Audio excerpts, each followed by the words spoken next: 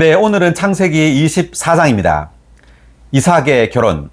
자, 아브라함은 이삭을 결혼시키기 위하여 아브라함의 늙은 종을 이제 보냅니다.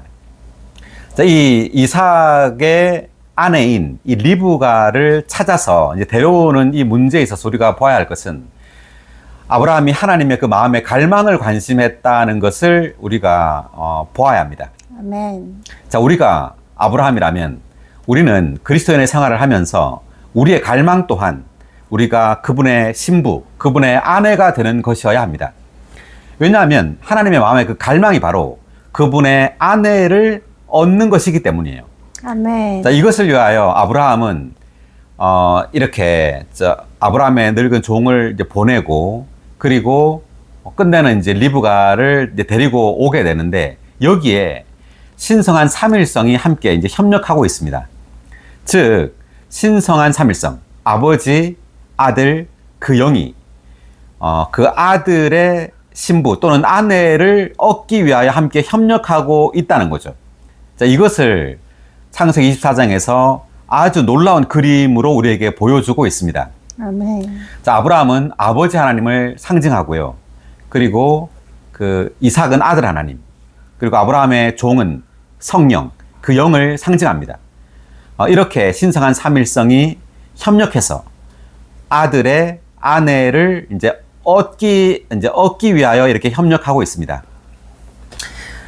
먼저 우리가 성경 말씀을 좀 찾아보면은요, 즉 하나님께서 그분의 신부 아내를 얻기를 갈망한다는 것에 있어서 우리가 좀 성경의 구약의 예표를 한번 보면요, 그 창세기 2장을 보면은 아담을 창조가 난 다음에 아담의 아내 그 하와를 하나님께서 아담의 갈비뼈로부터 건축을 하죠. 그 장면을 잠깐 보면 자, 여기 창세기 2장 21절 22절 읽어볼까요? 여호와 하나님께서 그 사람을 깊은 잠에 빠지게 하시자 그가 잠이 들었다. 하나님께서 그 사람의 갈빗대 하나를 빼내시고 그 자리를 살로 메우셨다. 여호와 하나님께서 그 사람에게서 빼내신 갈빗대로 여자를 건축하시고 그 여자를 그에게 데려가셨다. 아담을 깊은 잠에 빠지게 하시고 갈빗대로 여자를 건축했죠. 자, 이 여자가 바로 하와인데 이때 이제 아담은 그리스도를 예표합니다.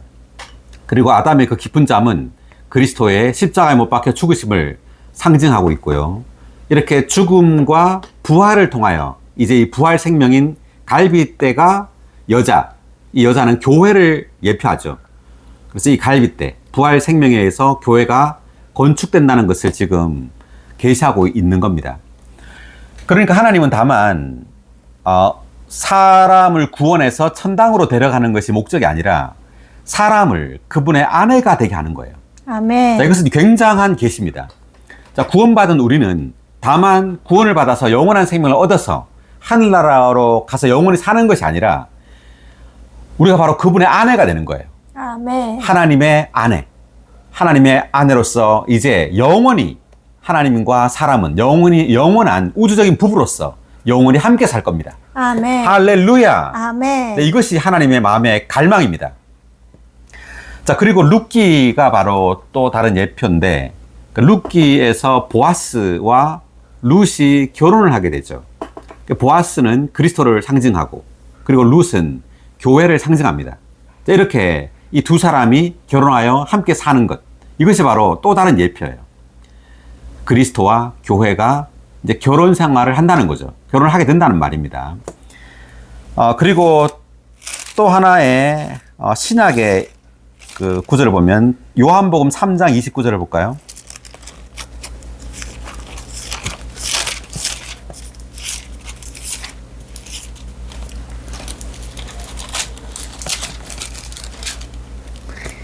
신부를 얻는 사람은 신랑이지만 곁에 서서 듣는 신랑의 친구도 신랑의 음성을 듣고 크게 기뻐합니다. 그러므로 나는 이런 기쁨이 충만합니다. 네, 신부를 얻는 사람은 신랑이지만이라고 말하고 있습니다. 이때 신랑은 예수 그리스도, 그리고 신부는 교회입니다. 믿는 이들이죠. 그러니까 신랑인 그리스도와 신부인 교회가 결혼해서 함께 영원히 산다는 말이에요. 자, 이것을 요한복음에서 계시해주고 있고, 그 다음에 에베소서를 보겠습니다. 에베소 5장.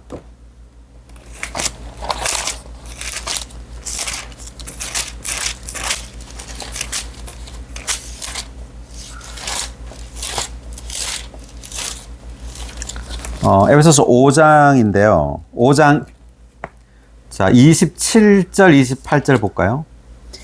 또한 점이나 주름이나 그 같은 것들이 없는 영광스러운 교회로 자기 앞에 세우시려는 것이며 교회를 거룩하고 흠이 없게 하시려는 것입니다.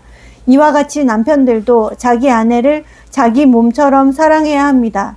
자기 아내를 사랑하는 것은 자기 자신을 사랑하는 것입니다. 남편과 아내에 대하여 이제 얘기할 때 바울은 그리스도와 교회에 대하여 지금 말하고 있죠.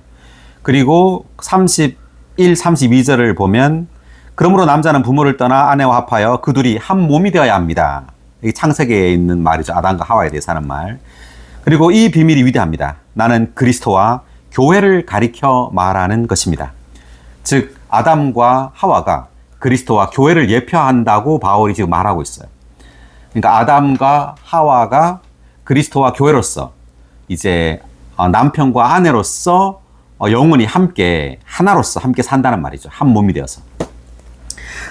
또 한 구절을 보겠습니다. 요한계시록 19장 7절.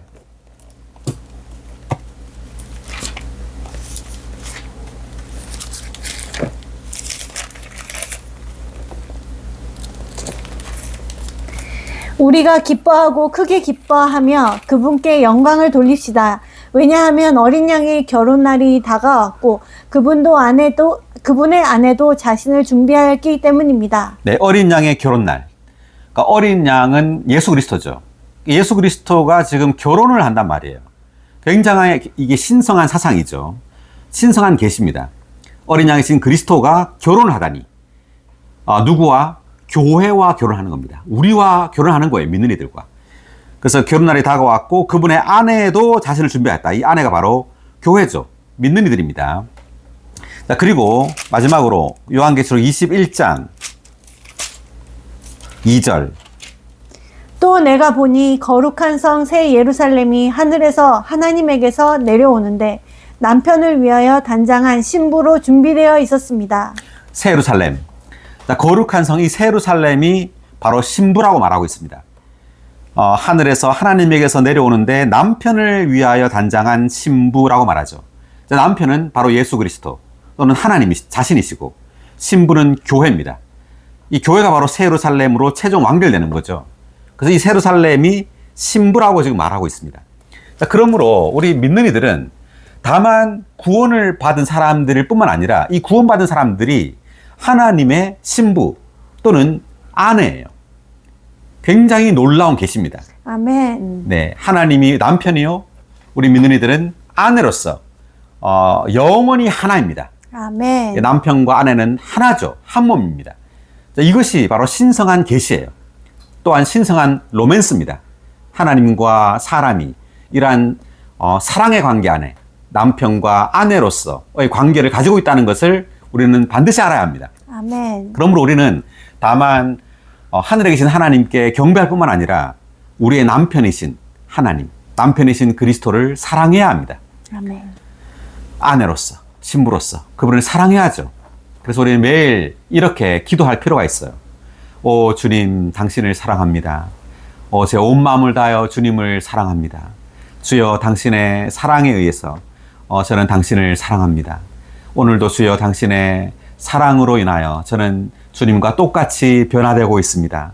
할렐루야. 아멘. 자, 그러면 이제 창세기 24장을 이제 볼 텐데요. 자, 여기에 중요한 인물이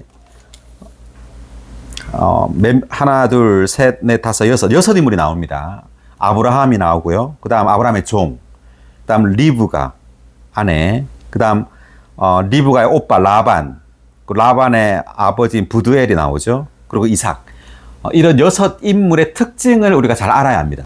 이 여섯 인물의 이 특징이 바로 우리의 특징이 돼야 돼요. 자, 이 인물들의 이제 특징을 이제 우리가 보게 될 텐데, 읽어가면서 한번 이야기해 보겠습니다. 자, 1절. 아브라함은 어느덧 늙고 나이가 많이 들게 되었다. 여호와는 모든 일에 아브라함에게 복을 주셨다. 아브라함이 자기가 가진 모든 것을 관리하는 자기 집에서 가장 나이 많은 종에게 말하였다. 너의 손을 나의 넓적다리 밑에 넣어라. 자, 2절에 우리 각주를 한번 읽어 보겠습니다. 2의 1번 각주. 창세기 24장은 주로 하나님의 백성이 하나님의 영원한 목적을 성취하기 위하여 하나님과 하나 되어 실질적으로 생활하는 것을 계시한다. 이삭의 결혼은 다만 그의 인간 생활을 위한 것이 아니었다. 그것은 전적으로 하나님의 목적을 이루도록 아브라함의 씨인 한 백성을 산출하기 위한 것이었다. 네. 그러니까 아브라함은 다만 이삭의 결혼을 관심하는 것처럼 보이지만, 이삭의 결혼은 하나님의 목적을 관심하는 거예요. 이삭을 통해서 이제 수많은 씨들이 나와야 되죠. 이들이 하나님의 백성이 되는 겁니다. 자, 우리 또한 마찬가지예요. 우리 또한 우리 그리스도인의 생활을 함에 있어서 반드시 하나님의 목적을 관심해야 된다는 거죠. 아멘. 그 다음 계속. 그러므로 이삭의 아내를 얻는 과정에서 모든 일이 하나님의 경륜에 따라 이루어졌는데, 하나님의 경륜은 하나님의 왕국을 산출하기 위해 그리스도를 낳는 것이다. 계속. 24장은 또한 그리스도와 교회의 결혼에 관한 풍성한 내용이 담긴 예표를 제시하는데, 여기서 이삭은 그리스도의 예표이며 리브가는 교회의 예표이다. 네, 이삭은 그리스도의 예표, 그리고 리브가는 교회의 예표죠. 그래서 그리스도와 교회의 결혼에 관한 풍성한 내용이 담긴 예표를 제시하고 있습니다. 아멘. 그 다음에 2의 2번 각주도 한번 읽어보겠습니다. 이삭의 결혼에 관한 이 장의 기록에서 아브라함은 아버지 하나님의 예표이고 종은 영 하나님의 예표이며 이삭은 아들 하나님의 예표이고 리브가는 하나님께서 선택하신 사람들의 예표이다. 네, 이 네 인물, 그러니까 아브라함은 아버지 하나님, 그리고 종은 영 하나님, 이삭은 아들 하나님을 예표하고, 그리고 리브가, 그 이삭의 신부인 리브가는 하나님께 선택하신 사람들, 그러니까 믿는 이들을 예표한다는 말이죠. 계속. 하나님께서 선택하신 사람들은 아들과 결혼하여 아들의 배필이 된다. 신약 전체는 삼위 하나님께서 함께 일하심으로 아들의 신부이자 배필이 되는 한 무리의 사람들을 얻으시는 것에 관한 기록이다. 네, 이제 굉장히 중요한 말인데, 신약 전체 또는 성경 전체라고 말할 수 있는데, 전체는 삼위 하나님께서 함께 일하심으로 아들의 신부이자 배필이 되는 한 무리의 사람들을 얻으시는 것에 관한 기록입니다. 아멘. 성경이 바로 이것을 기록했다는 거죠. 아멘. 그분의 아들의 신부, 아들의 아내를 얻는 것을 기록한 책이 바로 성경입니다. 아멘. 할렐루야. 아멘. 자, 계속. 영원 과거의 아버지 하나님은 사람들 가운데서 그분의 아들의 신부가 될 교회를 얻으시려는 영원한 목적을 가지시고 영원한 계획을 세우셨다. 그런 다음 시간 안에서 아버지 하나님은 영 하나님께서 선택된 신부를 접촉하러 가셔서 그 신부를 아들 하나님께 이끄심으로 아들 하나님의 배필, 곧 아내가 되게 하시는 그분의 계획을 수행하시게 하셨다. 네, 아버지 하나님은 이제 계획을 세우시고 영 하나님이 이제 접촉하러 가는 거죠. 일을 수행하러 가는 겁니다. 자, 그 다음 돌아와서 본문 3절. 나는 네가 하늘의 하나님이시며 땅의 하나님이신 여호와를 두고 맹세하게 하겠다. 너는 지금 내가 거주하고 있는 이곳 가나안 사람의 딸들 가운데서 내 아들의 아내 될 사람을 데려오지 않고 나의 고향, 나의 친척에게 가서 나의 아들 이삭의 아내 될 사람을 데려오겠다고 나에게 맹세하여라. 그러니까 이삭의 아내 될 사람을 지금 이 가나안에서 데려오지 말아야 된단 말이에요. 어디로 가서? 나의 고향, 나의 친척에게 가서 데려오란 말이죠. 자, 이것은 무엇을 의미하느냐 하면 그리스도의 신부가 될 사람들은 그리스도의 족속에서 나와야 된단 말이에요. 마치 창세기 2장에서 아담이 많은 동물들의 이름을 지어줬죠. 짓고 난 다음에 한 말이 뭐냐면 이 가운데 배필이 없다고 말을 해요. 그리고 난 다음에 하나님께서 하신 일은 아담을 깊이 잠들게 해서 그 갈빗대로 하와를 산출한 겁니다. 그러니까 그리스도의 신부 또는 아내가 될 사람은 그리스도에게서 나와야 된단 말이에요. 아멘. 예, 그러니까 우리가 그리스도의 아내가 되기 위해서는 반드시 그리스도, 그분 자신의 생명, 그분으로부터 나와야 돼요. 그분으로 조성되어야지만 한단 말이죠. 자, 여기에 대한 각주가 있는데 4의 1번 각주, 나의 친척에게 가서. 성경의 예표에서 이삭의 신부를 아브라함의 친척 가운데서 데려왔다는 것은 그리스도의 배필이 천사나 다른 어떤 피조물이 아니라 반드시 그리스도의 족속에서 나와야 한다는 것을 가리킨다. 그리스도께서 육체를 지닌 사람이 되셨기 때문에 인성을 지닌 사람이 그분의 족속이 되었다. 네. 자, 그래서 우리가 바로 이제 하나님께서 사람이 되셨죠. 예수 그리스도입니다. 되셨고, 이제 사람인 우리가 이제 하나님이 되는 거예요. 그러므로 하나님과 사람은 서로 배필이 될 수 있다. 서로 부부가 될 수 있다는 말이죠. 남편과 아내가. 예를 들면, 어떻게 사람이 동물인 어떤 원숭이나 코끼리하고 결혼을 할 수가 있겠어요? 종류가 다른데. 그래서 하나님께서 사람과 결혼을 한다는 것은 사람이 하나님의 종류로 창조되었단 말이에요. 그 사람은 하나님의 형상과 모양으로 창조되었죠. 그러므로 사람은 사실상 사람 종류가 아니라 하나님 종류예요. 아멘. 하나님의 종류로 창조되었기 때문에 우리는 하나님과 결합되고 연합되고 하나가 될 수 있는 거예요. 아멘. 그래서 사람은 하나님과 결혼할 수 있는 겁니다. 놀랍습니다. 자, 그 다음 본문 5절. 종이 아브라함에게 물었다. 그 여인이 저를 따라 이 땅으로 오려고 하지 않을지도 모릅니다. 그러면 제가 주인님의 아들을 주인님께서 나오신 그 땅으로 데려가야 합니까? 아브라함이 그에게 대답하였다. 나의 아들을 데리고 그곳으로 돌아가는 일은 절대 없도록 하여라. 그러니까 만약에 아브라함의 종이 여인을 발견해서 데리고 오려고 하는데 오기 싫어하면, 안 오려고 하면 어떻게 하느냐 이 말이죠.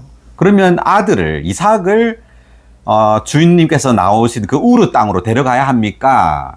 이런 말이죠. 그렇게 하지 말란 말이에요, 아브라함은. 자, 7절. 하늘의 하나님이신 여호와 곧 나의 아버지의 집과 내가 태어난 땅에서 나를 이끌어내시고 나에게 말씀하시며 내가 이 땅을 너의 씨에게 주겠다 라고 맹세하신 분께서 그분의 천사를 너의 앞에 보내시어 그곳에서 내 아들의 아내 될 사람을 데려오게 하실 것이다. 그러니까 하나님께서 하신단 말이에요. 그러니까 종을 보내지만 종을 신뢰한다기보다도 하나님을 신뢰하고 있는 겁니다, 아브라함은. 그리고 여기서 지금 7절에서 내가 이 땅을 너의 씨에게 주겠다라고 하나님께서 말씀하셨죠. 이분께서 천사를 보내서 그 아내를 데려오게 한다 이 말이거든요. 그러면 내가 이 땅을 너의 씨에게 주겠다 해서 이 씨를 줬죠. 이삭입니다. 이삭을 이렇게 주셨을 뿐만 아니라 이삭의 아내도 여호와께서 예비하신단 말이에요. 네, 이삭도 하나님께 주셨죠. 아내도 하나님께 주신단 말입니다. 아멘. 할렐루야. 아멘. 자, 그 다음 8절 보겠습니다. 그 여인이 너를 따라오려고 하지 않으면 너는 나에게 한 이 맹세에서 자유로워진다. 다만 나의 아들을 그곳으로 데려가서는 안 된다. 그리하여 종은 자기 주인 아브라함의 넓적 다리 밑에 손을 놓고 이 일에 관하여 그에게 맹세하였다. 그 아브라함이 지금 이 종을 믿고 이제 보냈습니다. 보내기 전에 이렇게 맹세를 했어요. 이것은 종이 이제 아브라함의 말을 믿은 거예요. 아브라함의 말을 믿었다는 것은 종은 그 아브라함의 그 믿음을 신뢰했고요. 종 또한 그 하나님에 대한 믿음이 있었어요. 그걸 이제 뒤에 가면 볼 수가 있는데 한번 보겠습니다. 10절. 미나가 한번 읽어볼래요?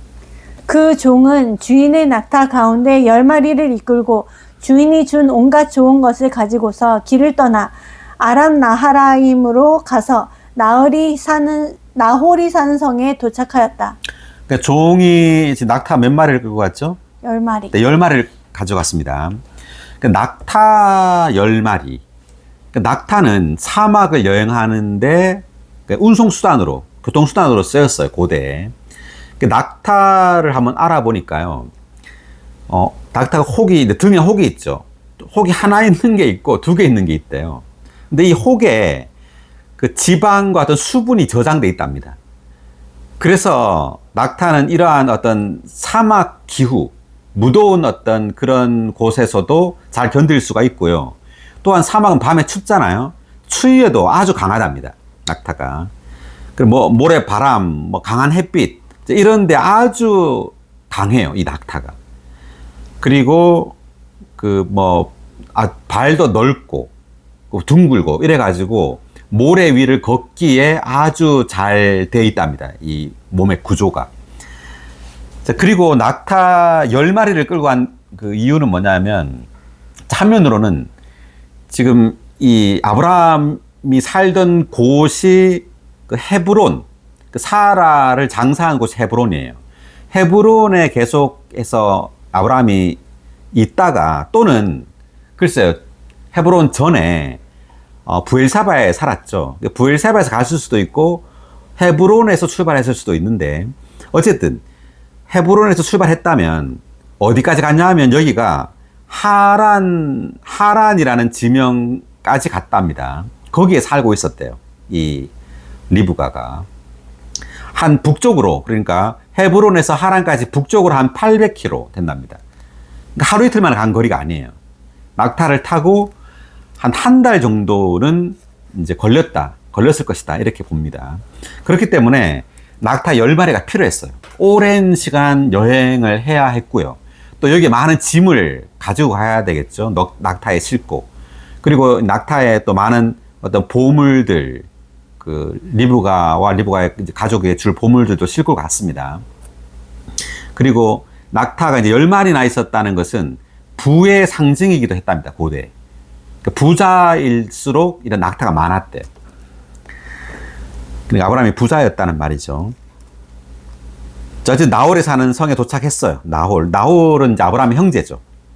조금 이따 한번 보겠습니다. 자, 11절 계속 읽어볼까요? 그는 성 바깥에 있는 우물가에서 낙타들을 쉬게 하였는데 그때는 여인들이 물을 기르러 나오는 저녁 무렵이었다. 네, 계속. 그 종은 이렇게 기도하였다. 오 여호와, 저의 주인 아브라함의 하나님, 저의 주인 아브라함에게 자애를 베풀어 주셔서 오늘 일이 잘 되게 하여 주십시오. 제가 여기 샘물가에 서 있으면 이 성 사람들의 딸들이 물을 기르러 나올 것입니다. 제가 그중 한 처녀에게 그대의 물동이를 내려 물을 좀 마시게 하여 주시오라고 부탁할 때, 드십시오, 내가 낙타들에게도 물을 주겠습니다 라고 대답하는 바로 그 처녀를 여호와께서 주님의 종 이삭을 위하여 정해주신 여인으로 알겠습니다. 이것으로 주님께서 저의 주인에게 인자를 베푸신 것을 알겠습니다. 네. 이제 아브라함의 종이 우물가에 도착했어요. 우물가에 도착해서 이제 기도를 했습니다. 이제 이렇게 쭉 긴 기도를 했는데, 이것은 아브라함의 종은 그 성령을 상징한다고 말했습니다. 이것은 성령의 중보기도라고도 우리가 볼 수 있어요. 성령의 중보기도. 그 성령을 좀 찾아보면 로마서 8장 27,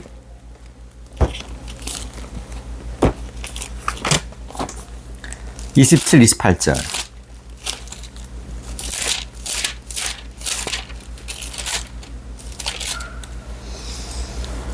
사람의 마음을 살피시는 분은 그 영의 생각을 아십니다. 그 영께서 하나님에 따라 성도들을 위하여 중보기도 하시기 때문입니다. 네, 그 영께서 하나님에 따라 성도들을 위하여 중보기도 한다고 나오죠. 그래서 중보기도를 성령이 이제 하는데, 28절도 읽어볼래요?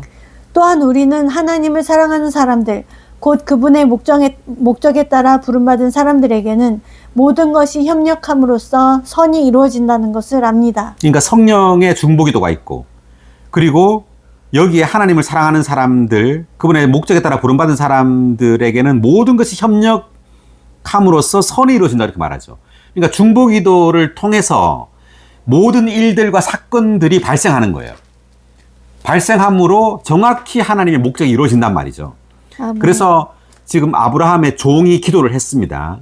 그리고 기도한 대로 그날, 그 시각에, 그 종이 와 있는 그 시각에, 그리고 어떤 그 장소에 정확히 리브가가 오게 돼요. 이것은 우연이 아니겠죠.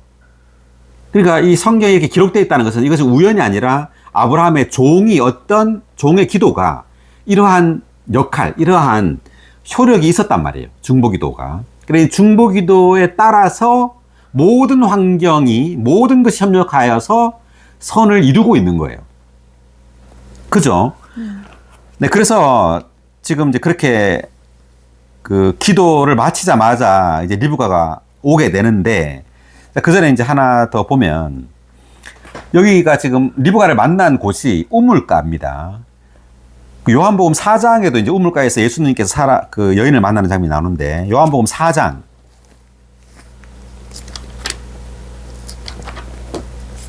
7절, 6, 7절 볼까요?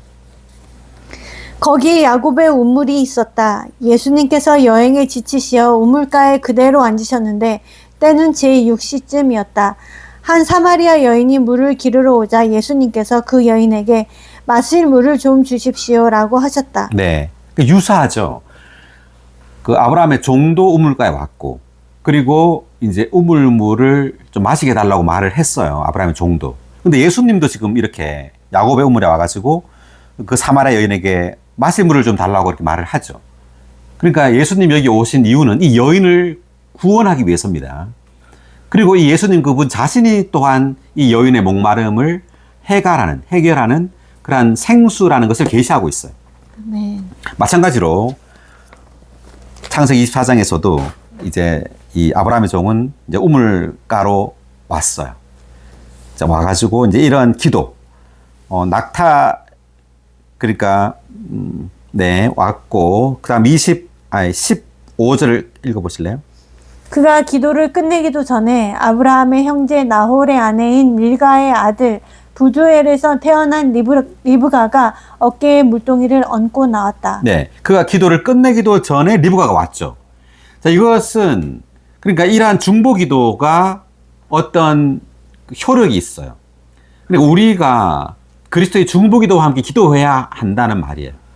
우린 주님의 중보기도 안에서 함께 기도해야 합니다. 그럴 때 하나님은 모든 환경과 모든 사건, 모든 사람을 사용해가지고요, 이 중보기도를 이루어요. 아멘. 정확히 성취합니다. 그의 목적을 이룬다는 말이죠. 그래서 이제 리브가가 이제 왔습니다. 자, 왔는데, 자, 16절 읽어볼래요? 리브가는 외모가 매우 아리따웠으며 아직 남자를 알지 못하는 처녀였다. 리브가는 샘으로 내려가서 물동이에 물을 채워가지고 올라왔다. 그때 종이 리브가에게 달려가서 말하였다. 그대의 물동이에 있는 물을 좀 마시게 하여 주시오. 네, 이 종이 리브가에게 말했죠. 물을 좀 마시게 해달라고.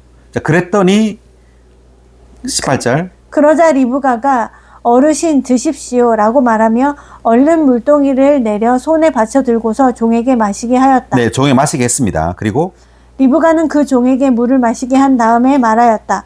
낙타들도 실컷 마시도록 내가 물을 길어다 주겠습니다. 자, 19절에 보니까 리브가가 지금 이 말을 했어요.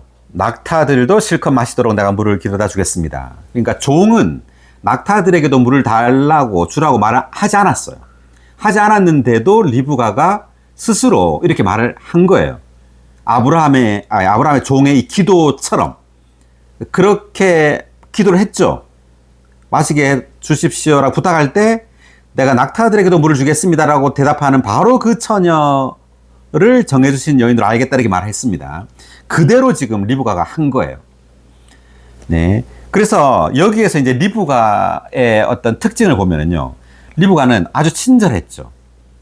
친절하게 그 아브라함의 종에게 이제 물을 줬습니다. 그리고 낙타들에게도 물을 마시게 이렇게 했다는 것은 아주 부지런했어요. 그 무거운 낙타들에게 물을 마시게 한다는 것이 쉬운 것이 아니죠. 10마리나 되니까. 그러니까 리브가는 아주 친절하고 부지런한 사람이었다. 그리고 요구하지 않았는데도 이렇게 낙타들을 10마리나 되는 낙타들을 보고도 물을 주려고 한 거예요, 기꺼이.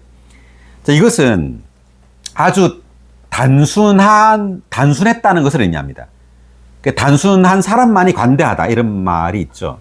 복잡하면 관대하지 못해요. 다른 이들에게 뭔가 우리가 베푸려고 할 때 머리가 복잡하잖아요. 그럼 이것저것 생각을 해요. 그래서 결국 그 사람이 요구하는 것보다 더 적게 주죠. 또 모자라게 줘요, 뭘. 근데 리브가는 종이 요구하는 것 뿐만 아니라 훨씬 더 많은 것을 지금 주고 있죠. 그래서 리브가는 아주 단순하고 관대한 사람이었다는 것을 알 수 있어요. 그렇지만 천연적이고 종교적인 사람은 아주 생각이 복잡해요. 우리가 누군가를 도울 때도 이것을 저 사람에게 도우면 저 사람이 이것을 잘 사용할까? 이것을 엉뚱한 데 쓰면 어떡하지? 이런 많은 생각을 합니다. 그러면서 이게 저 사람 버릇이 되면 어떡하지? 별로 안 좋을 거야. 그래서 결국 안 주거나 그렇습니다. 그렇지만 우리가 베풀 때는요, 단순해야 돼요. 아멘. 그 로마서에 그 말이 있습니다. 베푸는 사람은 단순하게라는 말이 있어요. 그래서 리브가는 아주 단순했고 아주 관대한 사람이었다라는 걸 알 수 있습니다. 자, 이제 그렇게 했고요. 그다음 16의 1번 각주를 한번 읽고 넘어가겠습니다. 리브가에 대한 각주인데, 리브가는 정숙하고 친절하고 부지런하였다. 그녀는 또한 이삭을 자신의 남편으로 받아들이기로 결정하는 일에 절대적이었고 이삭에게 순종적이었다. 리브가는 그러한 사람으로서 그리스도의 신부이자 아내인 교회에 대한 탁월한 예표이다.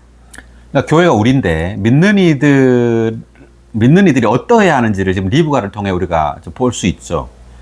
이렇게 정숙하고 친절하고 부지런하고 절대적이었고 순종적인 사람이었다는 거예요. 우리도 이제 이러한 사람이 되어야 한다라는 뜻입니다. 그 다음 20절 읽어보실래요? 리브가는 얼른 물동이에 물 구유에 붓고 다시 물을 기르러 우물로 달려갔다. 리브가는 이렇게 모든 낙타에게 물을 길어다 주었다. 그 사람은 여호와께서 자기 여행길을 순조롭게 하신 것인지 아닌지를 알아보려고 리브가를 말없이 지켜보고 있었다. 예, 이제 아브라함의 종은 리브가를 말없이 지켜보고 있었다.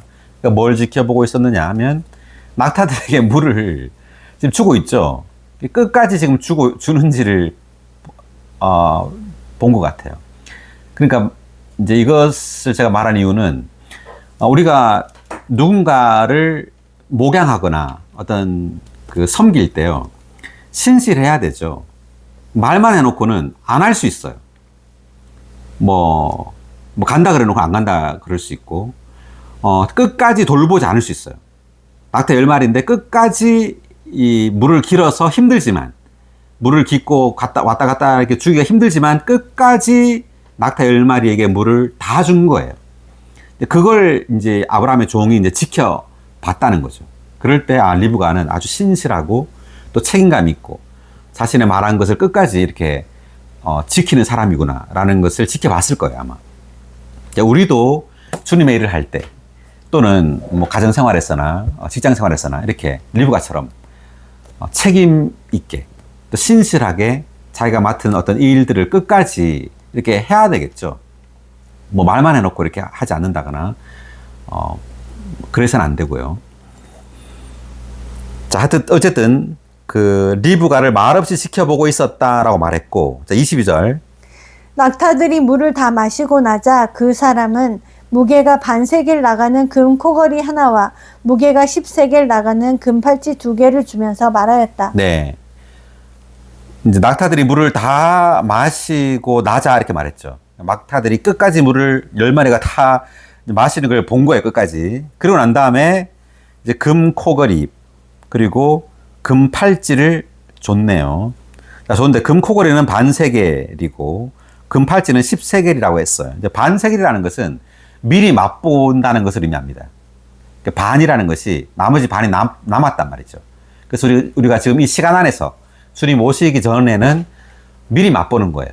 그 주님의 풍성을. 그리고 이제 10세기라는 것은 어떤 완전의 숫자인데 여기에 각주를 먼저 보겠습니다. 22의 1번 각주. 반세겔은 그 영을 먼저 맛보는 것, 곧 그 영을 미리 맛보는 것을 상징하는데 이렇게 맛보는 것은 장차 충만하게 누리게 될 것을 보장하는 것이다. 10세겔에서 10. 예를 들면 하나님의 요구를 완전하게 표현하는 10계명처럼 10은 충만함 혹은 완전함을 의미하는데 이것은 우리가 그 영께 받은 신성한 기능이 부분적인 것이 아니라 완전한 것임을 가리킨다. 네, 그 영의 기능이, 그 신성한 기능이 완전한 것이라는 말이고, 또 반세겔은 그 영을 미리 맛보는 것, 먼저 맛보는 것을 상징한다 이렇게 돼 있죠. 그리고 계속해서 각주가 있나요? 22번 각주, 금 코걸이, 금 팔찌에 대한 각주. 이러한 선물들은 이삭에게서 온 것이며 아버지 아브라함의 종을 통하여 리브가에게 주어진 것이다. 이러한 선물들은 하나님의 목적을 성취하기 위하여 하나님의 영을 통해 신부에게 주어진 그리스도의 풍성을 상징한다. 네, 그리스도의 풍성을 상징합니다. 이 금 코걸이와 금 팔찌는 귀한 거죠. 그러니까 이것은 그리스도의 신성한 풍성. 금이라는 것이 신성을 상징합니다. 신성한 풍성을 상징해요. 이것을 성령을 통하여 하나님은 우리에게 미리 준다는 거예요. 우리는 거듭났을 때 성령을 받았죠. 이 성령이 바로 금 코걸이와 금 팔찌예요. 이것을 우리가 매일매일 누리는 겁니다. 이 그리스도의 신성한 풍성을. 계속. 이러한 선물들은 믿는 이들의 기능과 관련된다.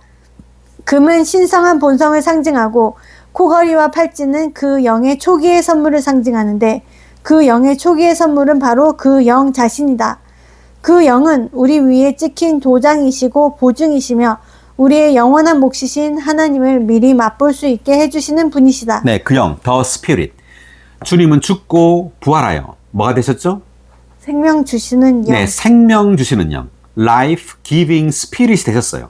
이제 Life Giving Spirit이 되심으로 믿는 이들은 이제 그 영을 우리 존재, 우리의 깊은 존재 안에, 우리의 영 안에 받아들일 수 있게 된 거죠. 아멘. 그래서 주님은 지금 더 스피릿으로 우리의 영 안에 계세요. 이분은 우리의 영 안에서 그분의 그 신성한 풍성을 우리 존재 안으로 공급하고 있는 겁니다. 그래서 우리는 매일매일 이분을 지금 매일매일 미리 맛봐야 됩니다.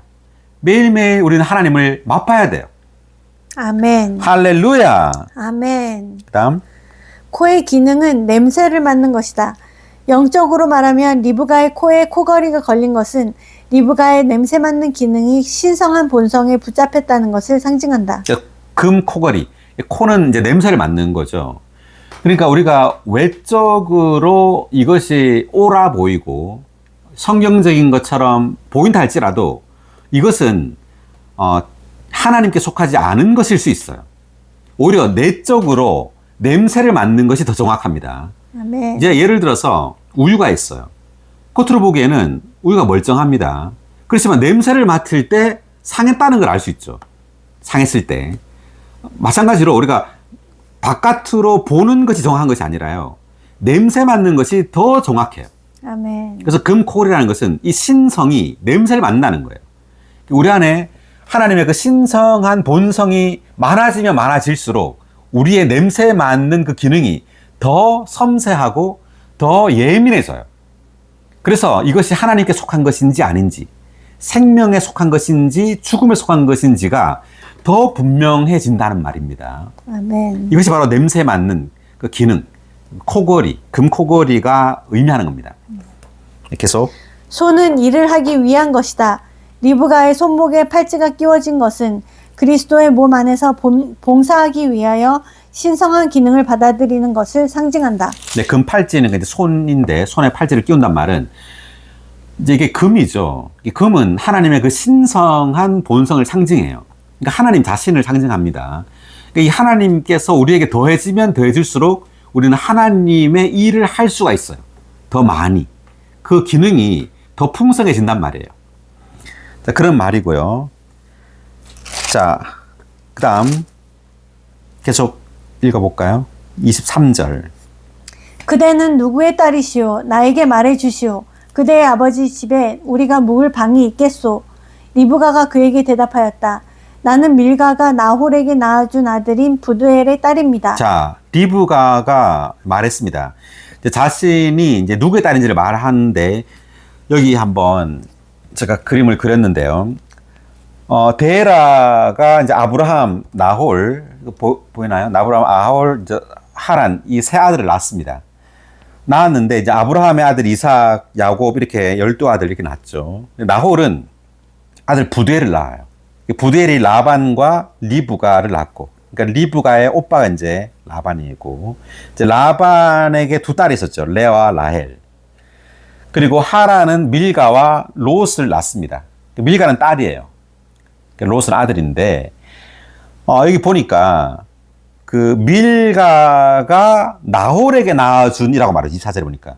그러니까 밀가가 나홀에게 낳아줬단 말은 나홀과 밀가가 서로 부부 사이라는 것을 의미합니다.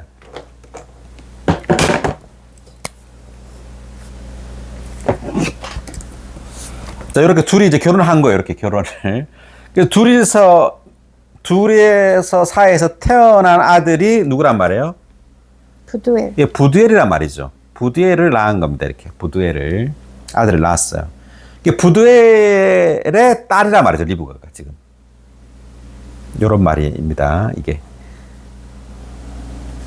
그리고 조금 더 보면 이제 야곱은 그 라반의 집으로 이제 도망을 하게 되고 나중에 보면 그 라반의 이제 두 딸 레아와 라헬과 이제 결혼을 하게 되죠. 야곱이. 그래서 낳은 아들들이 12아들을 낳게 되는 겁니다. 이렇게. 그래서 이렇게 되는 거죠. 야곱과 이렇게. 자, 그래서 24절에 보니까 밀가가 나홀에게 낳아준 아들인 부두엘의 딸입니다. 이렇게 리브가가 말했습니다. 자, 그리고 25절을 보니까 리브가가 또 말하였다. 우리 집에는 집과 여물도 많고 묵을 방도 있습니다. 자, 그 사람은 머리를 숙여 여호와께 경배하였다. 계속 읽어볼래? 27절. 그리고 그가 말하였다. 저의 주인 아브라함의 하나님이신 여호와를 찬양합니다. 여호와는 저의 주인에게 그분의 자애와 신실을 저버리지 않으셨습니다. 여호와는 길에서 저를 인도하시어 저의 주인의 형제의 집에 이르게 하셨습니다. 그 처녀는 달려가서 자기 어머니의 집에 이 일을 알렸다. 리브가에게는 라반이라는 오빠가 있었는데 라반이 샘터에 있는 그 사람에게 달려나갔다. 네, 라반이 바로 이제 야곱을 변화시키는데 주된 역할을 하는 사람이죠. 나중에 이제 야곱이 라반의 집으로 도망을 하게 되고 이제 라반의 그 딸인 레아와 라헬과 이제 살게 되면서 12아들을 낳게 되는 겁니다. 계속. 라반은 코걸이와 누이의 팔에 있는 팔찌를 보고 또 그 사람이 나에게 이렇게 말했어요 라고 말하는 누이 리브가의 이야기를 듣고 그 사람에게 간 것이다. 가서 보니 그 사람이 샘터의 낙타들 곁에 서 있었다. 라반이 말하였다. 여호와께 복을 받은 분이시여 들어가시지요. 왜 밖에 서 계십니까? 내가 집에 묵으실 곳을 준비해 놓았고 낙타들이 쉴 곳도 마련해 놓았습니다. 그 사람이 집으로 들어가자 라반은 낙타들의 짐을 풀었다. 그리고 낙타들에게 집과 여물을 주고 그 사람과 그의 일행에게 발 씻을 물을 주었다. 자, 이제 라반이 아주 좋게 나옵니다. 그러니까 라반은 지금 손님 접대를 아주 잘하고 있죠. 그리고 아주 친절하게 낙타들의 짐도 라반이 풀어주고, 그리고 집과 여물도 낙타들에게 주고, 또 일행 아브라함의 그 종과 그의 일행, 그러니까 아브라함의 종만 온 게 아니에요. 그 일행도 함께 왔다는 거죠. 몇 명인지 모르겠지만 그 일행에게도 발 씻을 물을 주었다라고 나옵니다. 계속. 그리고 그 사람 앞에 음식을 차려놓았다. 그러나 그 사람이 말하였다. 나의 용건을 말씀드리기 전에는 먹지 않겠습니다. 그러자 라반이 말하였다. 말씀하십시오. 자, 여기서 보니까 음식을 차려놓았습니다.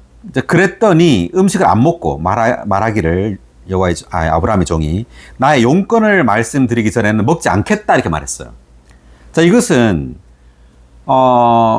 우리가 어떤 그 임무나 어떤 위임을 수행할 때 그 임무나 위임을 수행하기 전에 우리의 어떤 육신의 필요를 채우거나 느슨해서는 안 된단 말이에요. 그래서 아브라함의 종은 나의 용건을 말씀드리기 전에는 먹지 않겠다 이렇게 말했습니다. 그래서 우리가 어떤 주님의 일을 함에 있어서 이러한 주님의 일에 아주 신실하게 그리고 책임 있게 이 일을 완수해야 한단 말이에요. 그래서 이 일이 먼저지 우리의 어떤 필요를 채우는 게 먼저가 아니다. 그래서 아브라함은 아주 절대적으로 이러한 아브라함의 그 위임을 아브라함의 종은 그 아브라함의 그 위임을 아주 잘 신실하게 수행하고 있는 거예요. 그다음 그 사람이 말하였다. 나는 아브라함의 종입니다. 여호와께서 나의 주인님께 큰 복을 주셔서 큰 부자가 되게 하셨습니다. 여호와께서 나의 주인님께 양떼와 소떼, 은과 금, 남종들과 여종들, 낙타들과 나귀들을 주셨습니다. 나의 주인님의 부인 사라는 노년에 나의 주인님께 아들을 낳아주셨고 주인님은 자신이 가진 모든 것을 그 아들에게 주셨습니다. 네. 그러니까 아브라함이 이삭을 낳았단 말이죠. 그 사라가 이삭을 낳았는데 그리고 그 100세 때 낳았죠. 아브라함이 100세 때 낳고 아브라함이 가진 모든 것을 아들에게 주었다. 이것도 마찬가지죠. 하나님 아버지의 모든 것이 아들에게 주어졌다고 말하죠. 복음서에 보면. 자, 계속 읽어볼까요? 나의 주인님은 나에게 맹세를 하게 하며 이렇게 말씀하셨습니다. 너는 내가 거주하고 있는 이곳 가나안 사람의 딸들 가운데서 나의 아들의 아내 될 사람을 데려오지 말고 나의 아버지의 집과 나의 친척에게 가서 나의 아들의 아내 될 사람을 데려와야 한다. 그래서 내가 나의 주인님께 말씀드렸습니다. 그 여인이 나를 따라오려고 하지 않을지도 모릅니다. 그러자 나의 주인님께서 말씀하셨습니다. 내가 섬기는 여호와께서 그분의 천사를 너와 함께 보내시어 너의 여행길을 순조롭게 하실 것이다. 너는 나의 친척, 심지어 나의 아버지의 집에서 나의 아들의 아내 될 사람을 데려올 것이다. 네. 그러니까 아브라함의 종은 그 아브라함이 말한 것부터 해서 또 자기가 기도한 것, 우물가에서 기도한 것까지 지금 쭉 다시 말하고 있어요.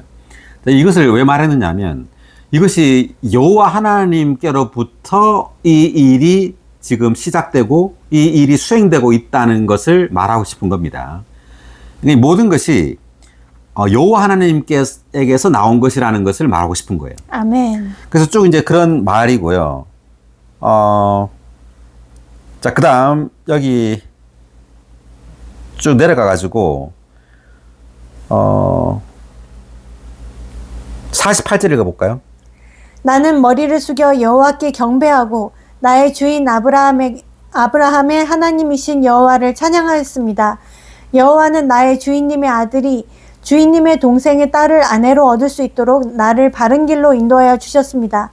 이제 여러분이 나의 주인님을 친절하고 진실하게 대하시려면 그렇게 하시겠다고 말씀해 주시고 아니면 그렇게 하지 않으시겠다고 말씀해 주십시오. 그러면 내가 오른쪽으로든 왼쪽으로든 가겠습니다. 네. 그러니까 아브라함의 종이 이제 이렇게 쭉 말했기 때문에 이것이 여호와 하나님께서 이렇게 이러한 것들을 다 하셨다. 이렇게 이제 말을 한 겁니다. 그럴 때 이제 라반과 부두엘이 어떤 말을 하는지 이제 중요한데 50절. 그러자 라반과 부두엘이 말하였다. 이 일은 여호와에게서 나온 일이니 우리가 그대에게 좋다 나쁘다 말할 수 없습니다. 네, 이 일은 여호와에게서 나온 일이니라고 말하죠. 그러니까 아브라함의 종의 말을 이제 듣고 난 다음에 라반과 부두엘은 이 일이 지금 여호와에게서 나왔다는 것을 알게 된 거예요. 그리고 그것을 믿은 겁니다. 그래서 하나님의 어떤 주권적인 일임을 그들은 믿은 거예요. 그리고 말하기를 우리는 그대에게 좋다 나쁘다 말할 수 없다 이렇게 말한 거예요. 왜? 여호와께로 나온 일이기 때문에. 자, 계속 해볼까요? 리브가가 그대 앞에 있으니 데리고 가서 여호와께서 말씀하신 대로 그대의 주인의 아들의 아내가 되게 하십시오. 아브라함의 종은 그들의 말을 듣고 땅에 엎드려 여호와께 경배하였다. 그리고 그 종은 은금 패물과 옷들을 꺼내어 리브가에게 주었다. 그 종은 또 리브가의 오빠와 어머니에게도 값진 선물을 주었다. 네, 그러니까 종이 은금 패물, 옷들 이거 전부 다 낙타에 다 싣고 온 겁니다. 이것을 리브가에게 또 줬어요. 자, 아까 22절에서는 금 코걸이, 금 팔찌를 줬는데 이제 또 은금 패물, 옷들을 또 줬죠. 그리고 리브가의 오빠하고 어머니에게도 값진 선물을 주었습니다. 자, 이렇게 선물을 줬다는 것은 성령의 그 풍성이에요. 그러니까 하나님의 그 풍성 또는 그 에베소서 3장 8절에 나오는 그리스도의 측량할 수 없는 풍성을 상징하는 겁니다. 이러한 은근패물과 옷들과 이러한 것들은 이러한 것들을 우리가 이제 누리는 거죠. 주님 오실 때까지 우리는 주님을 이렇게 먹고 마시고 주님의 그 신성한 풍성을 매일매일 우리는 체험하고 누려야 합니다. 아멘. 계속 여기에 각주를 먼저 보겠습니다. 은근패물 옷들에 대한 각주 53의 1번. 리브가에게 주어진 금 코걸이와 금 팔찌, 은근 패물과 옷들, 그리고 리브가의 오빠와 어머니에게 주어진 값진 선물은 그리스도의 측량할 수 없는 풍성을 상징한다. 네, 그리스도의 측량할 수 없는 풍성을 상징한다라고 돼 있죠. 계속. 아브라함의 종은 이삭의 재산, 곧 이삭이 아버지에게서 물려받은 재산에 관하여 리브가에게 증언하였고, 그러한 재산 가운데 일부를 리브가에게 주어 미리 누리게 하였다. 이렇게 함으로써 리브가는 이삭에게 매혹되어 심지어 그를 본 적이 없으면서도 기꺼이 자기 아버지의 집을 떠나 이삭의 아내가 되기로 결심하였다. 네. 이삭을 본 적이 없죠, 리브가는. 우리 또한 예수님을 본 적이 없어요. 없지만 그분께 매료되는 겁니다. 왜?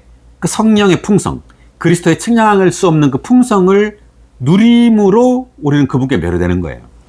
그러니까 베드로전서 1장 8절에 보면 우리가 볼까요? 베드로전서 1장 8절.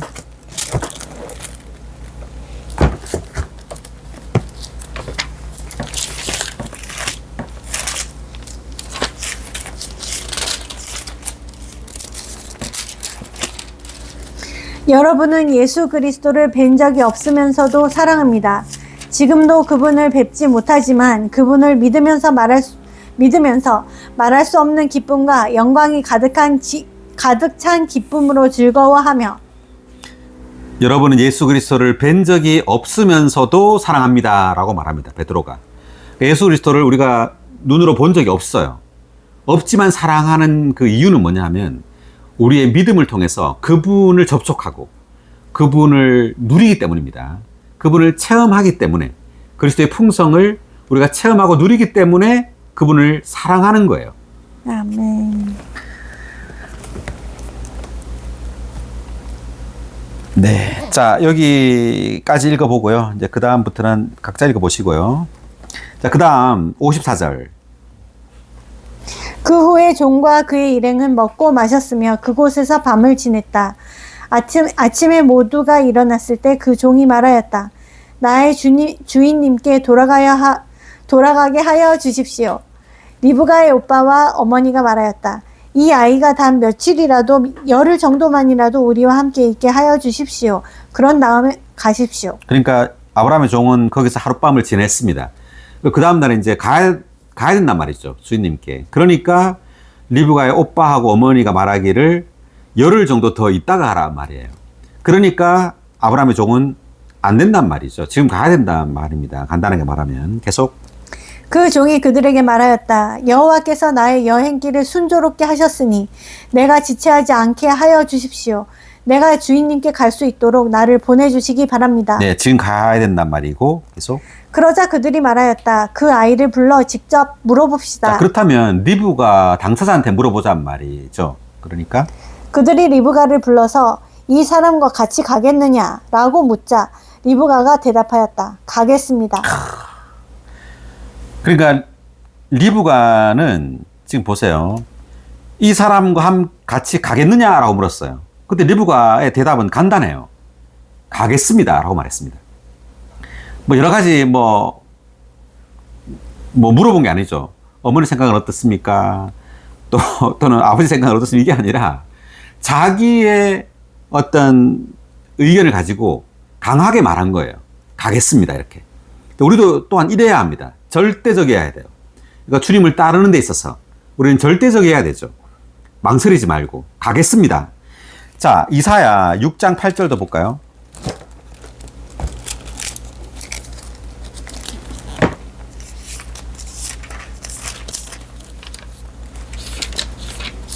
육 6장 8절.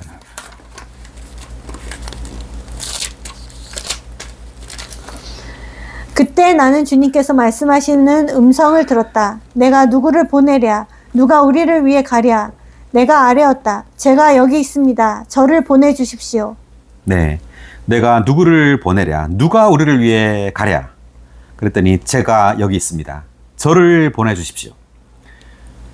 저 옆에 저 사람 보내시죠. 이게 아니라 저를 보내주십시오. 이렇게 말했습니다. 우리 또한 마찬가지로 이러한 어떤 주님의 음성이 있을 때 우리는 즉각 주님께 대답해야 돼요. 제가 가겠습니다. 제가 여기 있습니다. 아멘. 이 리브가처럼 이 사람과 같이 가겠느냐? 라고 묻자 리브가가 대답하였다. 가겠습니다. 할렐루야. 아멘. 자, 이것이 바로 이제 절대적인 것입니다. 리브가의. 우리 또한 리브가 같이 주님께 절대적이어야 합니다. 아멘. 계속. 그리하여 그들은 누이 리브가와 리브가의 유모와 아브라함의 종과 그 일행을 보내며 리브가를 축복하였다. 우리 누이야, 너는 천만인의 어머니가 되고 너의 씨는 그들을 미워하는 이들의 성문을 차지하여라. 리브가는 자신의 여종들과 함께 일어나 낙타를 타고 그 종을 따라 나섰다. 그래서 그 종은 리브가를 데리고 길을 떠나게 되었다. 예, 리브가가 자신의 여종들과 함께 갔네요. 그 다음. 그때 이삭은 부엘라 헤로이에서 막 돌아왔는데 그는 원래 네게브 지역에 거주하고 있었다.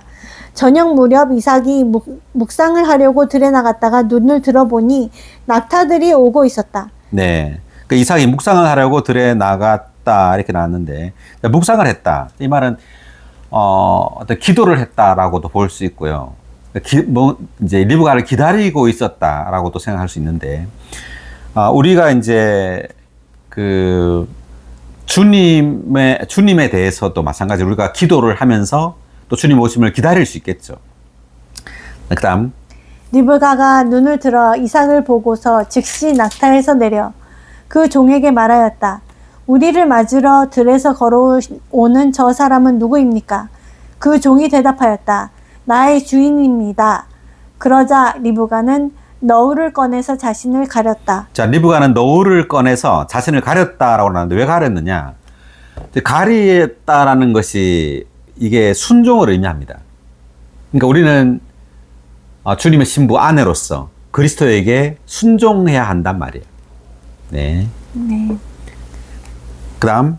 그 종은 이삭에게 자기가 한 모든 일을 이야기하였다. 이삭은 리브가를 자기 어머니 사라의 천막으로 데리고 가서 리브가를 아내로 맞아들였다. 리브가는 이삭의 아내가 되었고 이삭은 리브가를 사랑하였다. 그러므로 이삭은 자기 어머니를 여인 후에 위로를 얻게 되었다. 자, 이때 이제 이삭이 리브가와 이때 만난 이 나이가 40세 때예요. 그리고 20년이 지난 60세 때 그 아들 에서와 야곱을 낳게 됩니다. 그리고 여기 67절 마지막 절에서 어머니 사라의 천막으로 데려갔다 이렇게 나오는데 이것이 이제 의미가 있습니다. 어머니 사라의 천막. 사라는 은혜를 상징합니다. 사라의 천막이라는 것은 은혜의 장막. 그러니까 은혜의 장막으로서 이것은 새 예루살렘을 또한 예표하는 거예요. 그러니까 그 이삭과 그 리브가 그리스도와 교회를 예표하죠. 그리스도와 교회가 새 예루살렘으로 완결된다는 것을 의미합니다. 새 예루살렘으로 그들은 영원히 새 예루살렘에서 영원한 부부로 산다는 거예요. 아멘. 새 예루살렘이 곧 어머니 사라의 천막이라고 할 수 있어요. 그 갈라디아서 4장 26절 한번 보면 여기에 이제 새 예루살렘이 나오는데 새 예루살렘이 어머니라고 나옵니다.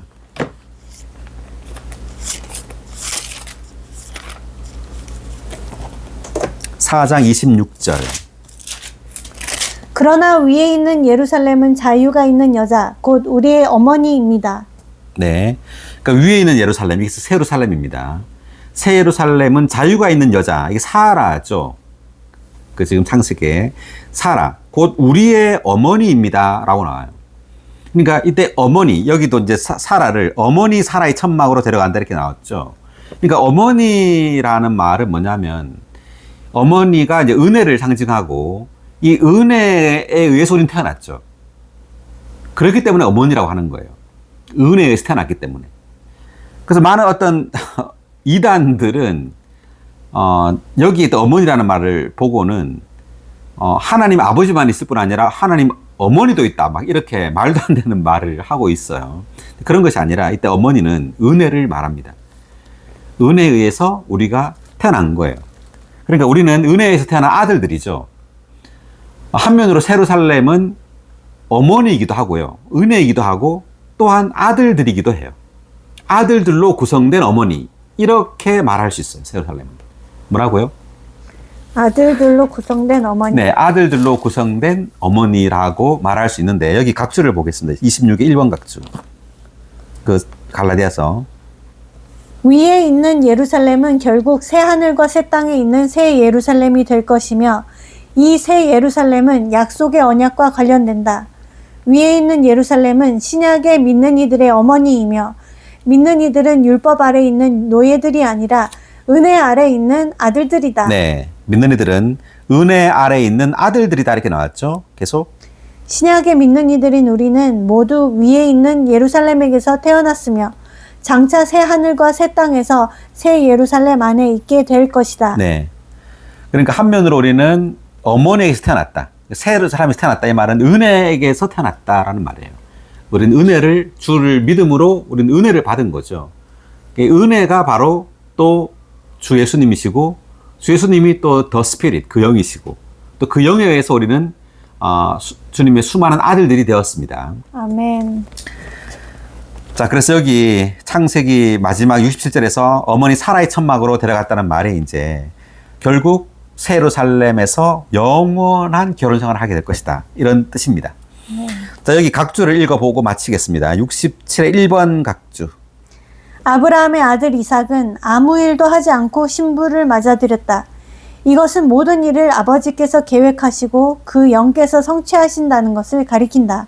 아들께서 하시는 일은 다만 신부를 들이시는 것이다. 그러니까 아버지는 계획하시고 그리고 그 영은 성취하시고 아들은 다만 신부를 맞아들인다라는 말이죠. 그 다음. 이삭은 저녁 무렵 리브가를 맞아들였는데 이것은 그리스도께서 저녁 때, 곧 이 시대가 끝날 때에 결혼하신다는 것을 의미한다. 네, 저녁 때라는 것은 이제 이 시대가 끝날 때에 주님은 결국 우리 교회, 믿는 이들과 결혼을 하신다는 말이죠.